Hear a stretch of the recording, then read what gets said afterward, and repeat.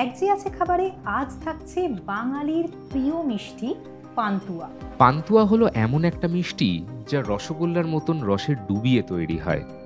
তাই সেই রসকে বলা হয় পানি চাশনি বা পানি রস। ময়রাদের ভাষায় বলা হয় মোটা রস। যে মিষ্টি পানি রসের তলায় পড়ে থাকে তাকে বলা হয় পানি তবা। এক্ষেত্রে বলা ভালো তবা মানে হলো তলা বা নিচে। আর যেহেতু এই মিষ্টিটা রসের নিচে থাকে তাই এর নাম হয় পানি তবা। আর সেই পানি তবা থেকে এসেছে পান্তুয়া শব্দটি। বাঙালির জীবনে মিষ্টির ভূমিকা অপরিসীম। বাঙালির মনের আরাম, প্রাণের সুখ সবটুকু জড়িয়েই শুধু মিষ্টি আর মিষ্টি। আজ শুধু বাংলা বা ভারতে নয়, জনপ্রিয় মিষ্টি হিসেবে পাড়ি দিয়েছে ভারতের গণ্ডি পেরিয়ে বাইরের দেশেও। আজকের এই ইউনিক রেসিপিটি যিনি আমাদের সঙ্গে ভাগ করে নেবেন তিনি হলেন আমাদের আজকের বিশেষ অতিথি সুজাতা পাল। পান্তুয়া বানানোর জন্য লাগবে ছানা, গুঁড়ো দুধ, ময়দা, এলাচের গুঁড়ো আছে, আচ্ছা, চিনি আছে, বেশ, ঘি আছে, সাদা তেল আছে আর জল আছে।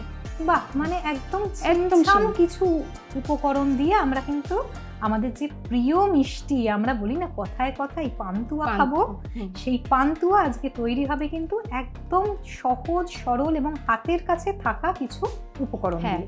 একদম চট জলদি পান্তুয়া শিরা তৈরি হতে থাক। আমরা অনেকেই ভাবি যে পান্তুয়া আজকালকার মিষ্টি, এই কথা কিন্তু একদম সত্যি নয়। আজ থেকে কয়েকশো বছর আগে পান্তুয়ার হদিশ মেলে, এমনকি বিভিন্ন সংস্কৃত গ্রন্থেও কিন্তু পান্তুয়ার উল্লেখ রয়েছে। প্রাচীন সংস্কৃত গ্রন্থ থেকে উল্লেখ মেলে দুগ্ধকুপিকা নামে একটা মিষ্টির, যা মূলত বানানো হতো চাল গুঁড়ো করে ও ছানা বেটে। এরপর তাতে ঘিয়ে পাক করার পর একটু ঠান্ডা হলে ফুটো করে ভেতরে ঘন দুধ পুড়ে দিয়ে মুখ বন্ধ করে দেওয়া হতো। তারপর আবার ঘিয়ে ভেজে দুগ্ধকুপিকা তৈরি করা হতো। আর এই মিষ্টির প্রস্তুত প্রণালী দেখে মনে হয় এ যেন আজকের পান্তুয়ারই বৃদ্ধ প্রপিতামহ। তবে এটা বলাই বাহুল্য যে ক্ষীরের পান্তুয়া কিন্তু বাঙালি কারিগরদের হাতে পড়ে নতুন রূপ নিয়েছে।